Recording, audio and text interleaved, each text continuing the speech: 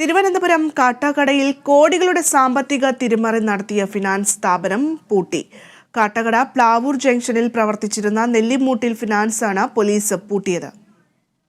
പ്ലാവൂർ നെല്ലിമൂട് സ്വദേശി പ്രമോദിന്റെ ഉടമസ്ഥതയിലുള്ള സ്ഥാപനമാണ് കോടികളുടെ നിക്ഷേപ തട്ടിപ്പ് നടത്തിയത്. പോലീസിന്റെ പ്രാഥമിക അന്വേഷണത്തിൽ 8 കോടി രൂപയുടെ തട്ടിപ്പാണ് കണ്ടെത്തിയത്.